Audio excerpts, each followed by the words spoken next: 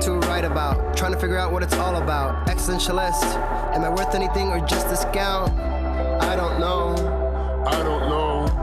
I don't know. Spending time all alone, sending my songs through the phone, dreaming of a better home, while focused on trying to hone this craft, witchcraft. I hope the brujas let this last. I don't know.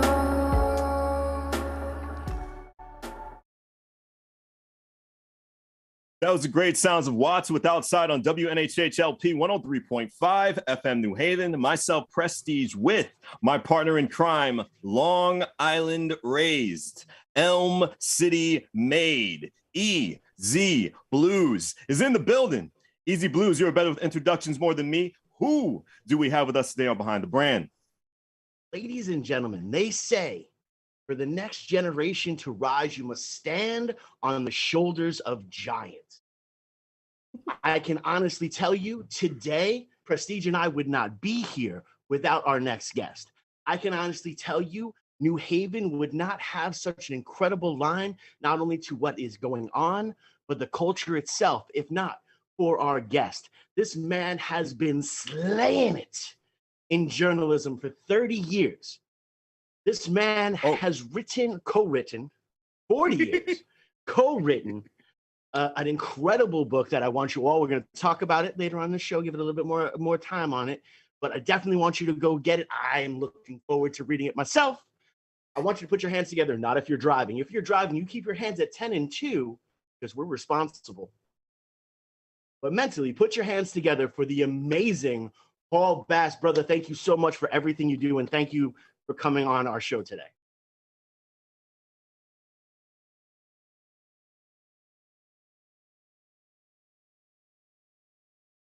That's a singer.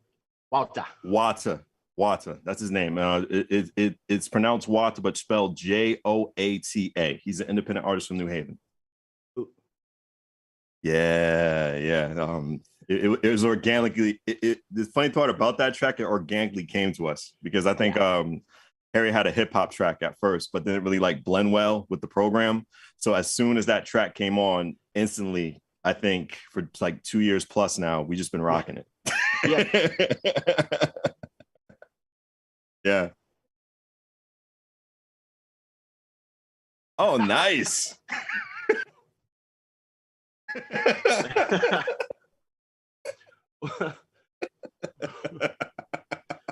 Well, it's so interesting because I think he was like either our third or fourth guest when we first started out. And we both know Wata very well. Phenomenal human being. He's over on the West Coast right now. Yeah. Slaying it over there. But it also became kind of like the theme because, we started this just as the pandemic started. So we all wanted to go outside and it just all made sense. And it's just from that point, so many things have clicked for us organically, but this is not about us. This is. Thank you. Thank you very much. That means a lot. No, it really does. Yeah, we do try. That's the best thing we can do.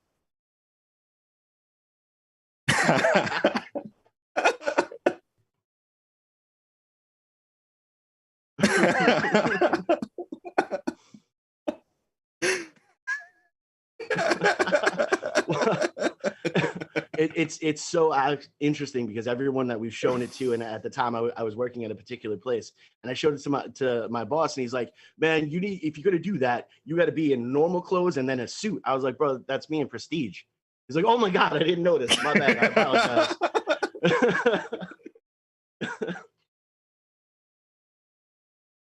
So, Paul, generic question. Why journalism? What bit the bug for you? Like, why did you want to do this for the remainder of your life? What drives you to keep on doing this? I can hear you perfectly. It's crazy. Okay.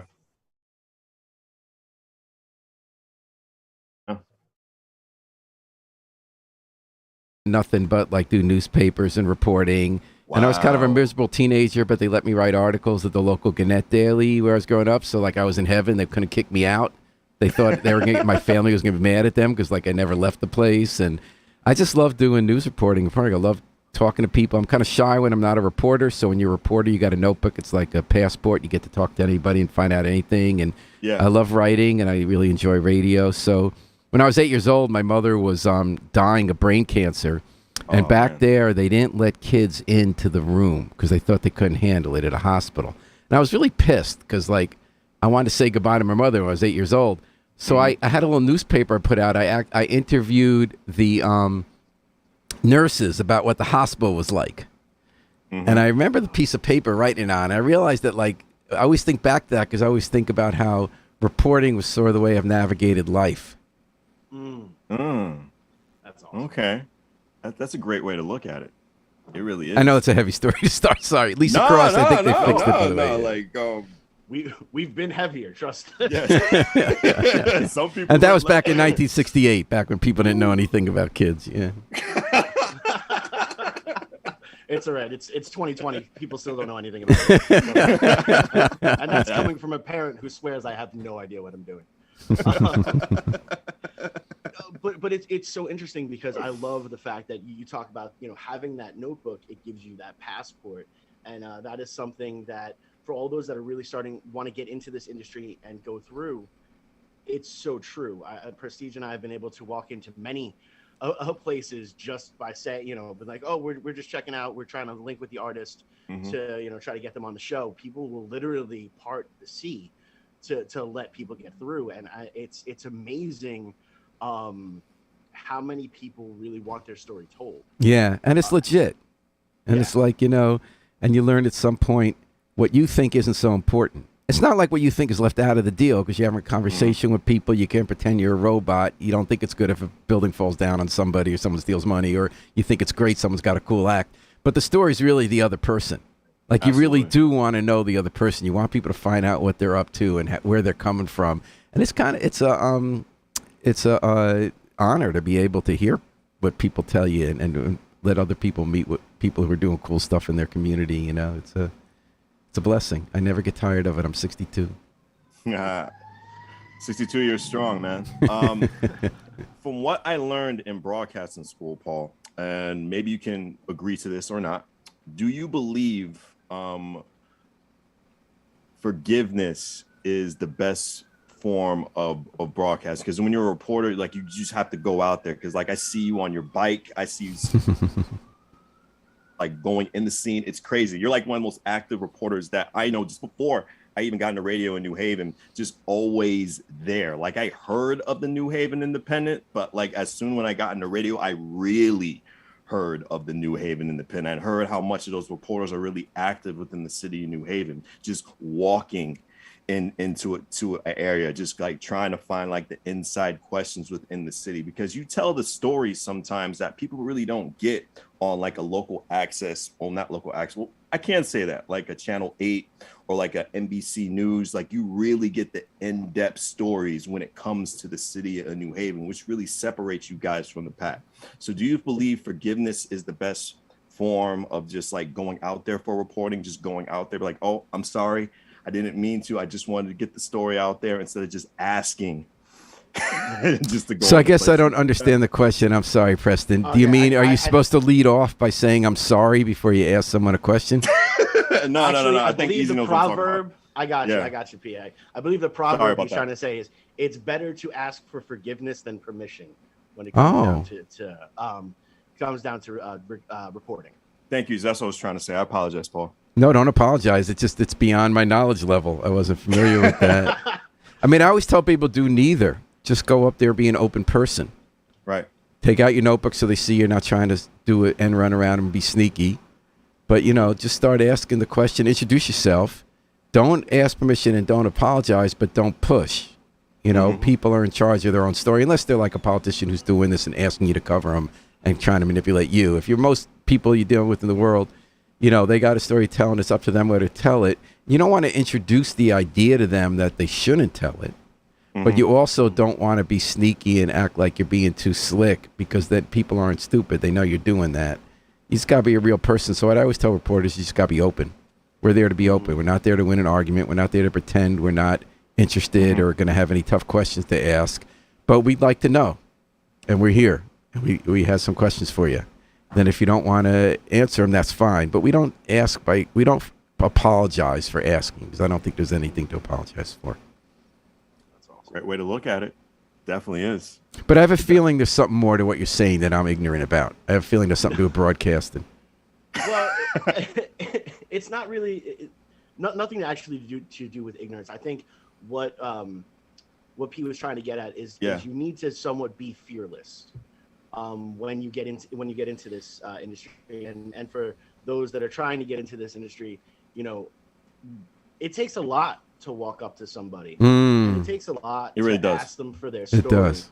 And it takes a lot it really takes a lot to walk up to somebody that you might totally, as a human being, disagree with. Oh yeah, every day. But they still have a story that needs to be told. So you do have to be fearless when you step up there, even if, like myself, you're extremely insecure. You need to fake it.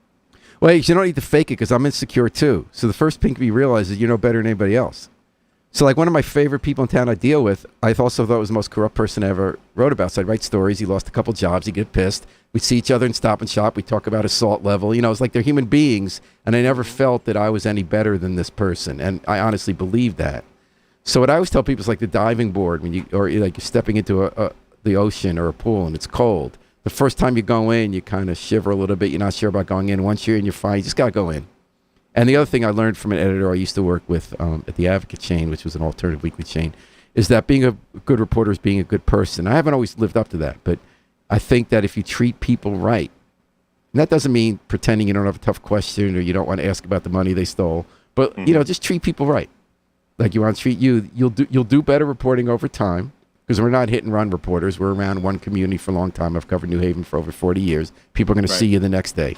And jump in the pool to get over that, because it's the weirdest with a camera when you're at a meeting or something and you have to walk up 5 inches away from someone and take 20 quick pictures while they're running a meeting and they look at you weird the first time. You gotta get over that.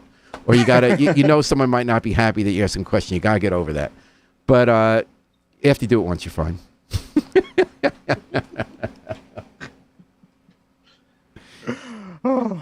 We are fine and we are well on WNHHLP 103.5 FM New Haven. Myself, Prestige, and my partner in crime with the nice Shane Penguin hat, Long Island Rays, Elm City made, EZ BlueZ is in the building on behind the brand. We got the great Paul Bass with us, New Haven Independent founder. But you were with some other organizations before the New Haven Independent. What were those organizations, Paul? Well, I wrote freelance for a long time in the early 80s for the Sunday Times, Connecticut Magazine, USA Today, in these times, Progressive, these kind of, just a lot of different publications.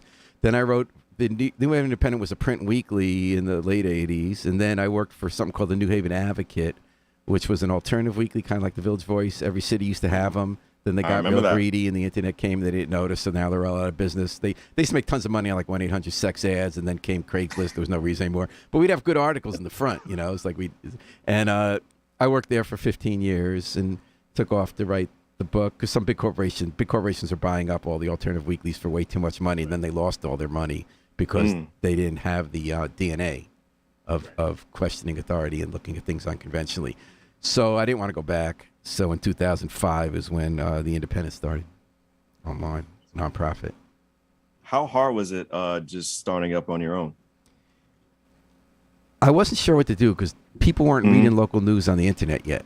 So there were these blogs, and I thought, this is kind of cool. What if you did reporting with that, but where people could fact check you in 20 seconds to show you where you're wrong, and you could do linking and other kinds of things that aren't just writing with the photos and everything and later video. So at the beginning, I just thought, well, you're not going to make money on this for-profit, so do it like NPR. And that was a lucky decision because all the money went out of for-profit journalism, and I can go into that if you want, or I won't if you don't want to, for local journalism. But so I got some nonprofit money, people who would have an interest. I knew there were a lot of people I couldn't ask for money because they would want to have coverage that made them look good. But I've been around and know there's certain people who just believed in the value for the community of having quality reporting. So I had enough for me and a little bit of freelance. I figured that would be what it would be. I'd write a story a day, have a little freelance, and then link to everybody else's stories.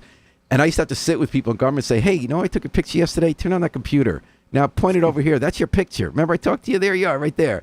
And but after a while, these greedy multinational corporations that bought up these local papers and these hedge funds, they were just cutting all the reporters, and people wanted local news. So soon people wanted the Independent to tell them what was going on. So I was able to hire some more reporters gradually. I mean, we still work our butts off. We're really small, but we have a full staff now. And by 2007, 2008, a lot of people are looking for us for like what's going on in New Haven. Period, not just something interesting in addition to something they saw elsewhere. And so that's how that grew. So it's always a hassle raising the money, but we've been able to. I haven't had to lay anyone off, and we're a small operation. We got the radio station. We got New Haven Independent. We got Valley Independent, Sentinel, and we're holding our own. And that's part good. It's not the fun part of my job. It's part of my job is raising the money. But how great does that feel? Just starting something right out the blue, giving people the right information that they need, and being a real contributor to the city. Like, how great does that feel? The best it feels is the 5 or 10 times a day some reader kicks our butt and says, how could you do that? How could you write it that way? Like, how could you not capitalize Navy, but you capitalize black? Someone just wrote me that. Or like, you think you know so much about this. Did you see this law? And I realize they care so much that we get it right. They value what we do, that they're spending the time to make us better. So that's what feels good. Early on from the beginning, like very early on, there was a mayoral debate, like on the first year we had it. I went to a mayoral debate at night, and I was like, thought the mayor was being a jerk, right? So I wrote some headline to say the mayor was being a jerk. Within 5 minutes, and remember, I came from print. I'm old school, right? You wait a whole week, someone writes a letter to the editor. Within 5 minutes, someone wrote to me and said, I don't like the mayor either, but that was a really unfair headline. And I said, boy, they're really right. I was able to change the headline. Like in the old days, like it's in print and you messed up, you wanted to like hide all the copies under the bananas at Edge of the Woods or something, It's like, but I got to fix it right away and realize how invested people were and how much people cared about what you do, that they get mad at you or they correct you. And that's been the joy of this job. That has been the joy of this job, that people care enough that they want you to do better and they help you do better. Yeah, man. Your readers are your best critics. No question. And contributors, Oh, absolutely. Absolutely. Absolutely. Who have been, you interviewed so many people just throughout the length of your career, man. Who have been some of the standouts? Who have been some of your favorites that you've been in contact with within this whole past tenure? I really enjoyed following one mayor who served 20 years named John DeStefano. And before that, he was a city official. And we had lots of fights where I'd report things that get him in a lot of trouble. Got the FBI to his door, but then he'd always and he had to fire people, but also he would like try to figure out and do a good job. So he'd yell at you one day, and then you try to figure out how to make it better. And he'd point out where you got something wrong and report, and we really worked it out. We're friends now. He's retired, and he was so interesting because he was worth the time. He was someone who would screw up sometimes, but he was also really talented and cared about doing a good job, and he got good over 20 years, in my opinion. And that was very satisfying to have that kind of long-running relationship with someone where you had to duke it out sometimes, but you wrestled, but you also listened and worked on it. One of my favorite interviews was in, there was a guy, I got this FBI report that said that they believe the state had jacked up this guy for murder he didn't commit because a crooked cop was in the coke trade and was doing a retaliation shooting that he was setting up. And I knew the cop. Oh, my goodness. But people say that kind of stuff a lot. And when I went to the prison to interview this guy, Scott Lewis, people say this, remember on Shawshank Redemption when they say everybody says it, but like this guy, it's true. He didn't do it. I really dug this guy and seeing his attitude, how he was over a long period, believing he was going to get out one day and getting to follow his story and follow his personal story and the personal interview with him, and then the rivalry with the FBI and the state police over who did better investigating and who had revealed who had messed up. And the cop who I knew who had the coke problem and dealing with him and what he was going through in his life. And then it took 18 years because the article I wrote, all these law students took this guy on pro bono, went through all these appeals, and they finally got him free. And he's successful now. He has a real estate business and everything. That was one of my favorite interviews. I'd have to think for a minute, but take your time. I love talking to people. Just as soon as they open up is when you feel good. You know what I mean? Yeah, it really does. It's a great feeling, and just doing this whole independently thing, in my journey with Dustin, just like talking to different guests, just musically and just like even outside of music too. We interview politicians as well too. You get to learn different sides of human beings. Like this is one woman, Leslie Radcliffe, who lives in the Hill. Yeah. And she's active in all this community management team, city plan commission. And she came on the radio and she had a whole backstory about how she was dealing drugs and she almost died when this cop who was corrupt but didn't shoot her and saved her life when he came in the door, and how she straightened up and how she learned to take no nonsense and how she works for her community. And that interview really moved me. I felt like I had gotten deep with somebody who makes a difference quietly every day in a community and helped tell her story in a way that it could resonate with other people. And that was one of my favorite interviews in recent years. Dustin, I see the light bulb on top of your head. Go right ahead. Well, it's just it's amazing because, one of the first things when I came here to New Haven, I realized that there's just incredible stories that needed to be told. There's an incredible point of view of this city that isn't really broadcast everywhere else. And it's a beautiful thing, coming from the military and dealing with 18-year-old kids that have never seen anyone any different than themselves. I knew I didn't want that for my kids. So when I had the opportunity to move somewhere, I moved to New Haven, one of the most culturally diverse spots you could really go to. Within a 5-block radius, I've got a mosque, a synagogue, and 19 churches. Wow. It's beautiful, absolutely beautiful. So when Prestige was like, hey, let's do this show and, give that voice, I was like, high five, I'm in, let's dance. And it's been magic ever since. But now for you in particular, one, covering New Haven for 40 years, but really 40 years ago, the world was so different. 50 years ago, the world was so different. This couldn't happen then. And that direct thing, which I love about what you do at the Independent, when someone does call you out on it, you guys fix it that quickly. You spin it around, and it's amazing. But that didn't happen. Like you said, it took about 7 days for the letter to get there, and then the editor might take a look at it, might not, could get lost in whatever, or that person's opinion just didn't matter. What was it really like to have to evolve? I feel lucky about it. I feel like this is the best time to ever be a reporter. And there are a lot of people my age who've been left behind by it because they kind of want to do it the way they used to, where it mattered more what the reporter thought. What's fun now is that everyone's biased, right? You try not to be biased, but everyone's biased. I say recognize you're biased and just realize it's not more important than somebody else's, and be fair to the person you don't agree with. But it's better now because, first of all, you can tell a story a lot of different ways. So when I went last week to a blues show, I just thought I didn't have a lot to say about the blues show, but there's this really cool photographer there from Russia, and we had a video to see what it sounded like, and that just tells it a different way. And as I said, you're closer to the readers before, more accountable, which is good, and they always point out stuff you don't know. So it's much better than the old way. You get the quicker input. In the old days, you also had an op-ed section, so you had in paper where you follow 2 or 3 people about the news within a week. Now, when you have a lot of comments on a story, some of them are stupid, or not that enlightening, but a lot of them, you got a whole bunch of people follow.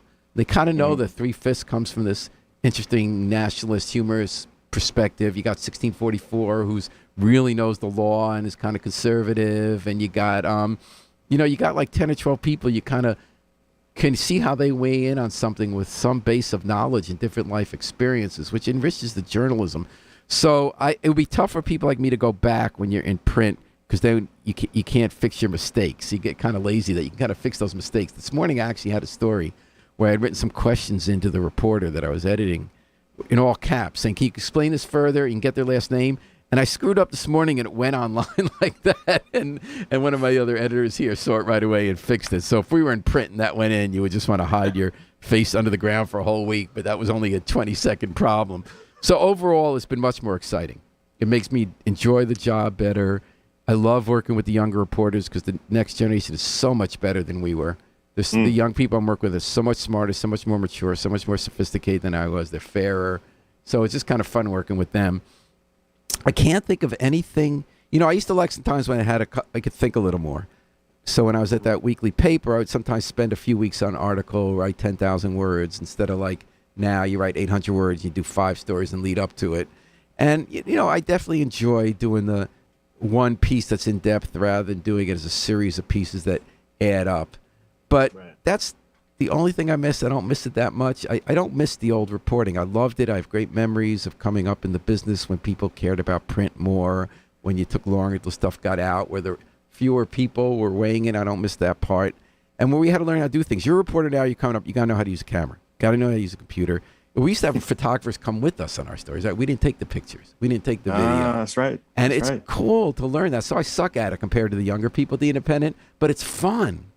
Like, when I'm doing the video at the press conference, it's bouncing 5 other places because I'm trying to first take the picture and ask them the question, whereas the people in their 20s and 30s, it's like you wouldn't even know they're holding it. It's so still. Right. But it's fun. It's really fun. And, like, everyone gets to do it. You're not so fancy hoity-toity and self-important. And that's tougher for some of the old print people. It's like they don't get to be so important, which I think is great. I don't think the reporter should be important. The reporter shouldn't matter, Wow. Awesome. I love also how you talk about working with the young people and stuff like that, because you have launched a lot of really strong voices in New Haven culturally, because they've worked with you in The Independent. Brian Slattery, Markeisha Ricks, Tom Breen, Lucy, Maya McFadden. And we have a whole bunch who went to other places. Some of the people come in for just a few years, or they're just interns. So we have some people like the Washington Post, ProPublica, the Times, who spent a few months here and they got some valuable training.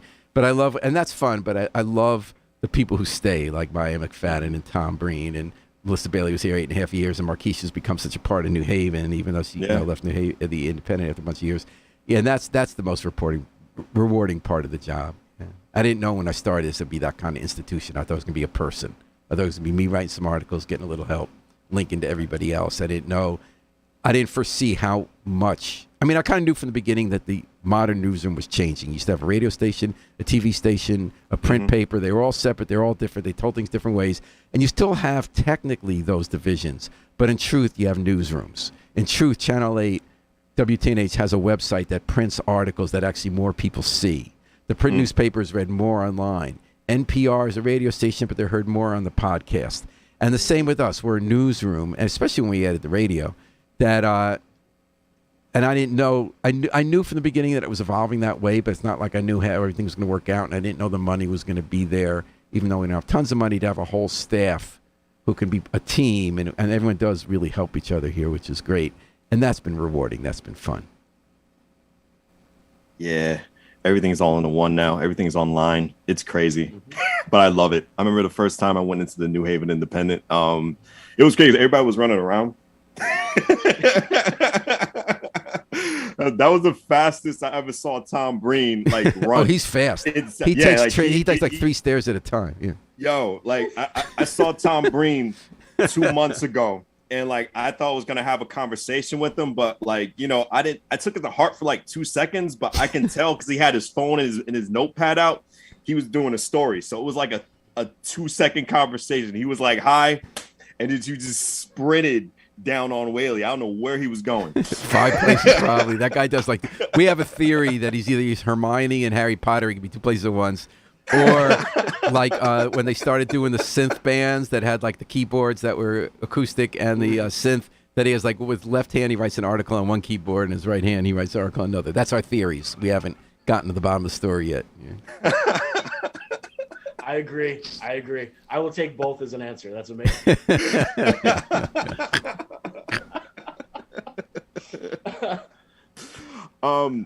40 years, man. That's crazy. A lot has changed within the city of New Haven itself. What do you miss? Any landmarks that you miss in New Haven? Any places in New Haven that were a huge staple to the community that you miss around that used to be, a big part of the community? Please tell me. Ron's place was fun. Yeah.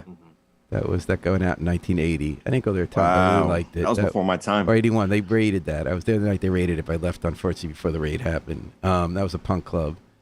There are always good clubs like the Grotto, places like that. But, Cafe 9 is pretty great. Yeah. That's so that's happening. I don't really, I love a lot of cultural institutions here. They've all lasted, the ones I like. I like the synagogue I go to, Beth El Israel. I love Edge of the Woods Market. I love Cafe 9. Those are all great places. The New Haven Advocate was a real institution, the Alternative Weekly, but I don't really miss it. I kind of like change. New Haven, I like change, and I think we do have a sense of our roots and our history and the stuff that matters that changes. I always loved the green. I always loved the parks around town, East Rock and West Rock. Just love walking neighborhoods. I fell in love with that right away. I don't. There's nothing I miss. I guess I should. Goldie Libro was kind of a good music store. There aren't any good music stores downtown anymore. There was a guy who built guitars named George Youngblood who went out to Guilford. But now there are more good places to eat than there used to be. There were always good places. There are, and that will never change around New Haven. You will always find a great place to eat. But you talk about good music places. Do you miss Cutler's? I liked Cutler's. I really liked Jason. That was an example. Jason was a good guy. And he went with a few waves of the changes, obviously dived into the CD real fast. I mean, they started as classical. They went to rock, or they had the classical strong section. I guess I don't miss it because I'm not like browsing the same way because we're browsing so much. Like, I love the way YouTube sends me to artists I never heard of. Like Joy Lottican I'm listening to now, or I was listening to Lizzo before she was Lizzo because of the way, different artists, they kind of get what your DNA is and send you. And so, I guess I should miss the record store. And it was nice in its day. And Jason Cutler's doing well. But, he's working at Cobden. I kind of like the change. I like the churn. New Haven's got a lot of energy. It's got a lot of churn. Yeah.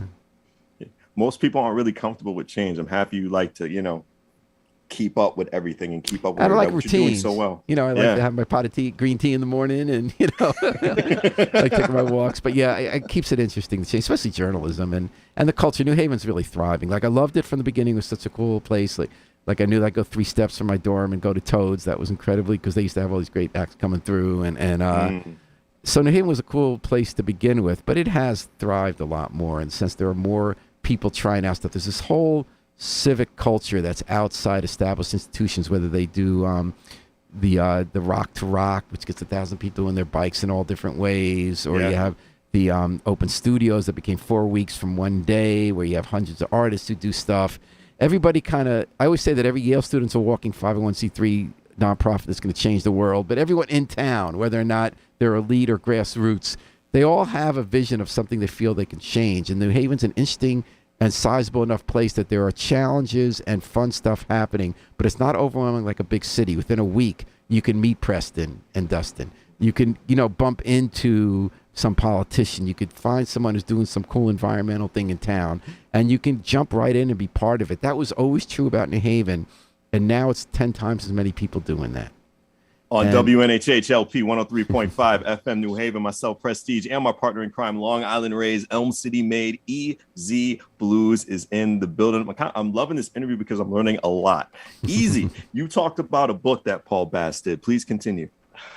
Well, I'm gonna let you continue because you actually alluded to it as well. Oh, that's true. Where you took some time off to write a book. I love the subject matter of this. I am a little bit of a rebel rouser. I will be honest. You're kidding. I'm that guy. I mean, I take every opportunity to say anything I want when I want to say it. But you did it on that next level. Like, you are like God tier level for me right now, because of this book. So please, what got you into writing this book? Let's talk about the book. And I co-wrote the book with a friend. So it's a book about the most important political trial of the last century or half century in New Haven.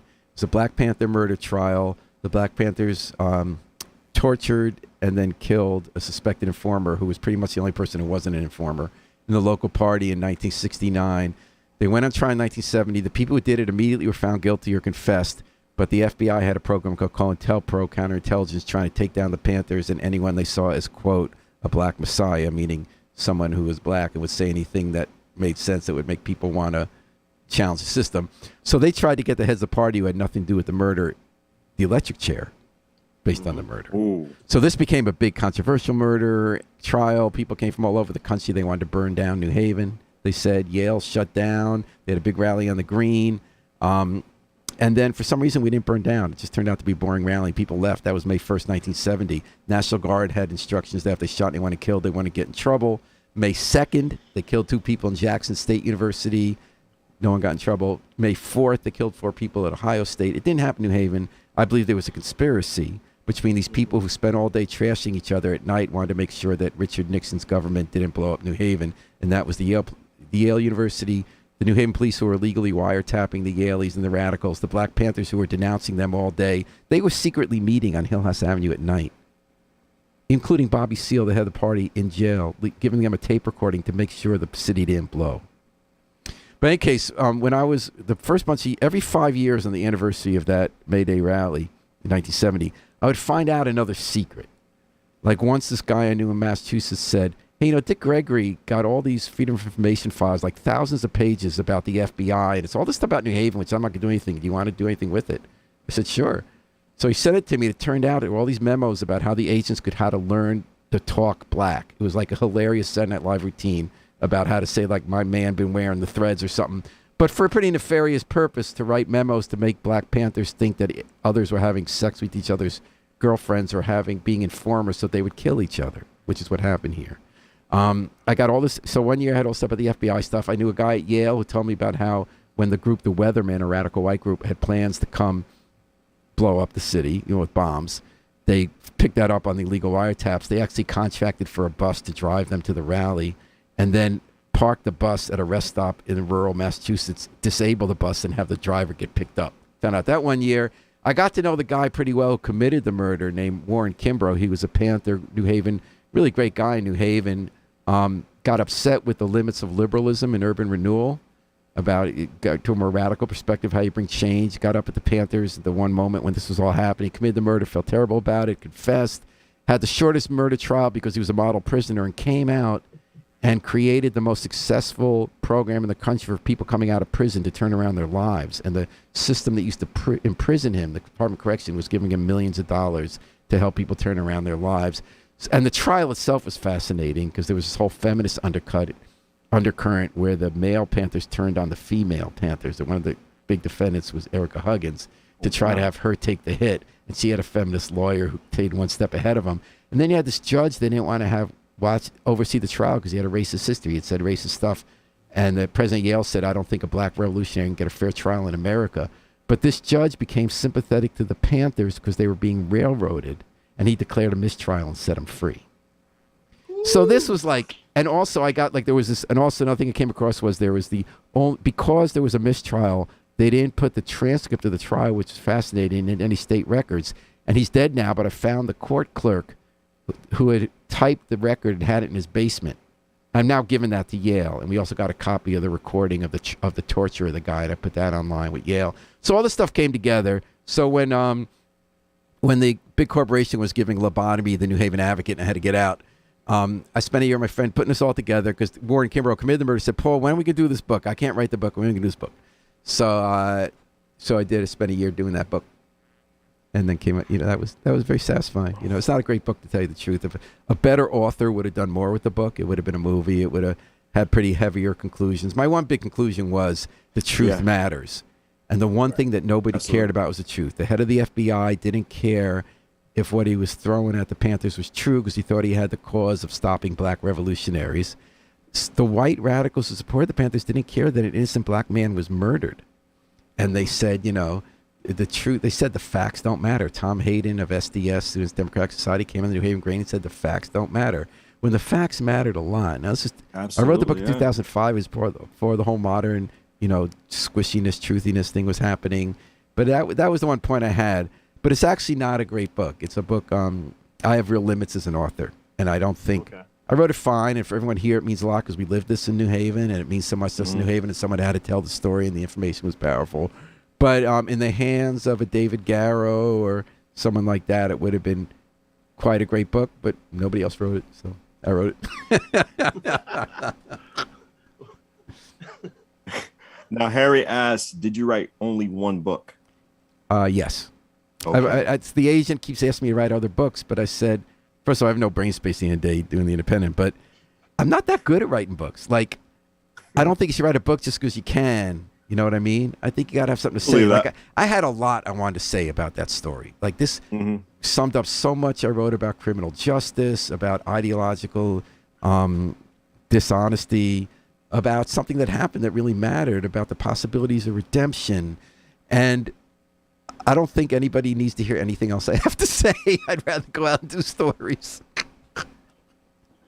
Man, I'll be honest. In the industry, they call kind of like what you just did about the book and the synopsis, the elevator, the elevator pitch. That's a ridiculous elevator pitch. And the fact, if anyone Look, I'll call it out right now because I name names. Gigantic Studios. If you're paying attention, you want to license this. Oh, they can have it, man. Talking about. They can have. We'll throw in the movie lollipops on top. Yeah.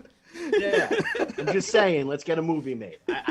I'm feeling the elevator pitch. We can make it happen, and I'm calling them out. Gigantic Studios. I'll tag you when I repost this. Let's make something happen. And we actually we have the recording. It's on the independent website. We have the recording of the torture of that poor guy. They were pouring pots of boiling water on while he was tied to the chair, and they tried to get him to confess to something, and he wasn't that smart a guy. So like this 19-year-old guy from the South came up, and he had a heroin problem, and he just was trying to make up things to satisfy them because they said he was an informer. And there were so many informers in that New Haven basement that the FBI not only had a tape made of the interrogation, but when they busted the Panthers and came in that house where the headquarters was at 1 a.m, they went straight to where the recording was. And you could use that in the movie. About 30 years later, 20 years later, someone admitted to me they had that tape in their basement. Reel to reel, and they brought it to me. And then I went to, Nick at Firehouse 12. He's got a studio. I said, Nick, can we save this and preserve it? He looked at it. He said, this kind of reel to reel from that period, if you play it once, it can disintegrate. So he had it all set up. We wanted to preserve this tape of this interrogation. And I have a video of it on the Independent when he was playing it. And we were praying the thing wasn't going to disintegrate and we can get it digitized before it like shredded. And he did it. Nick's awesome. Woo. We got that.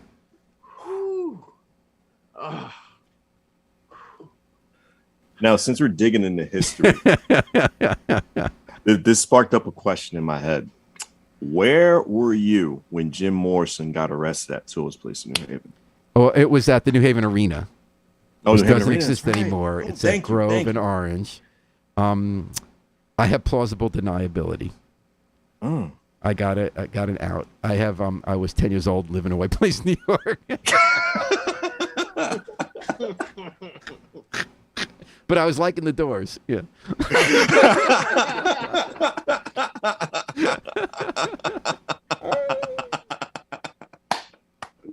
That's all I need. I haven't been corrected. They tell you the city leaders got a lot of help for the New Haven Arena because once the hippies started going to concerts at Grove Street instead of just having prize fights there, that thing didn't last long. That was gone after a while. Now it's the FBI across the street. Yeah. Now, since we only got just a little bit of time left for this broadcast, unfortunately, what is Paul Bass doing right now, and what is Paul Bass planning for the future? Schlepping along, writing stories, editing articles. I love Friday night to Saturday night because it's Jewish Sabbath. So no phones, no electronics, no work. You bliss out. That keeps me charged going the rest of the week. You go to synagogue, you eat with your friends, you read books and take walks. So that's basically what I'm doing, just schlepping along, doing stories. That's all I ever wanted to do since I was 8 years old. That's all I'm ever going to do till I die. It's fun. So you're not even working right now? Yeah, right. That's a good way to put it. I like a little time. Every day is just an experience. Well, except raising the money. Yeah. I got you. But the most important part, man, is you're living your passion. Not too many people love what they do. Not too many people like what they do. Not too many people can actually feel comfortable to say, yo, this is my job and I like it. A lot of people just work. That's how I feel about your show, right? Like, I feel like that's why to be alive, to have some kind of purpose, right? Doesn't have to be the biggest purpose. You don't have to be Gandhi. You don't have to be Mother Teresa. Just do your job. But if it's a job that you think matters and you enjoy it, I feel really lucky about that because not everybody gets to like their job. Their life is outside their job, to be honest. And I've never had that, so I do feel very fortunate. Yeah, man. And it's fortunate because you have a great energy about yourself. I think that's why a lot of people stick with you and stay with you. Oh, thank you. I never heard a bad thing about Paul Bass. Oh, I can lead you to a few people for sure. Okay. So the There's people that I interacted like with never said a bad thing. There's one guy I walk in the street. He like says, "Okay, you asshole, keep walking." I'm waiting for him to pull out the gun from a story we did 10 years ago. And his hair gets bigger every year. I gotta say, man, I've been in the comment section on a lot of the stuff in New Haven Independent. Oh, man. And I can say that people say things. People say things. Oh, man. But thank you very the much. next generation that's coming through, because this show is always we try to be as informative as possible. Yeah. To the youngers, what advice can you give, and what are you looking out for to find like the next Brian Slattery or the next Preston Wilson? Well, one thing I've learned is they got to come to me, because I had my eye on some younger people in New Haven who were coming up. The ones who found me, like Maya McFadden, she grew up here. She got a scholarship. I mean, she got some kind of grant when she was in college for students who could get internships, and she ended up just being perfect for this place. Some of the other people, I thought maybe they'd be good reporters. It kind of didn't quite work out. I think the next generation has it. Just follow your bliss. Don't worry about the prestige of a job, despite the name prestige. But don't worry about what other people think is important, because what kind of news outlet you're supposed to be in, or you follow what you think is true and is your bliss. And the work is what matters. It's not the title. And it feels good when other people say I did a good job or you're important, but it's thin. What you have to believe it deep down, because you're doing something that you think matters. So, and I always heard that when I was coming up, it's like, find a good newsroom. Be with people who share your mission of doing work that matters and is honest. Doesn't matter if you get a lot of money. You got to eat, right? But once you can eat and get some health insurance, it doesn't have to be. Don't look at the numbers of how many bots are clicking on the channel. Don't look at how important the titles are, what kind of reputation you'll have by being in a news organization. Do work that matters. Do work when you go to bed, you feel like you put in the day and you were alive and you connected and you did something worth it. And I'd say that's for the music. And by the way, I think you're probably as optimistic as I am. I am so optimistic about younger musicians and the way the web has allowed so many musicians who can find people who like their music from Nebraska to Oregon to Memphis, and they don't get rich. You don't get to be the big star, but you can make a living at it. There's a woman, Kristen Ford, who just came through town, came on the show. Mm-hmm. I've watched her do this incredible music, and she can grind out the living because people can follow her who like that kind of Ani DeFranco vibe and found out that she's good at it. And that's true in journalism, too. This younger generation has the ability to be entrepreneurial about their work. Find a way to support it. Find a new way to do it. Find out who wants to reach it. The barriers to entry have been lowered in culture, in journalism, where you can get started with a lot less money. You don't need a big sugar daddy. You don't need a big corporation. In fact, that might smother you. Right. Go out, do what you believe in, find a way to make it work, and you will. And the world will be a better place. Well, we got the Apollo curtain wrapping up on Behind the Brand. Paul, please tell us where our audience can find you, and anything, and the Independent, where we can find the Independent online. Thank you. Just either Google New Haven Independent or go to newhavenindependent.org. You get the Independent. If you go to at the top left-hand corner is the radio station Listen Live, or go to WNHH.org, and you'll find all the great shows like Behind the Brand and the other shows that make NHH the happening station. Dateline New Haven, too. Can't forget about that. We definitely got to plug you. Thank you. Paul, thank you for being a part of the broadcast, man. We really do appreciate you. I appreciate you guys. You guys are the best. Thanks for having me on. Absolutely. On WNHH LP 103.5 FM New Haven, myself, Prestige, and my partner in crime, Long Island Rays, Elm City made EZ BlueZ is in the building. This has been Behind the Brand. Thank you, Paul. Thank you. Awesome. Here's the guy with the voice. I don't know. Right about trying to figure out what it's all about. Existentialist. Am I worth anything or just a scout? I don't know. I don't know. I don't know. Spending time all alone, sending my songs through the phone, dreaming of a better home. We while focused on trying to hone this craft, witchcraft. I hope the brujas let this last.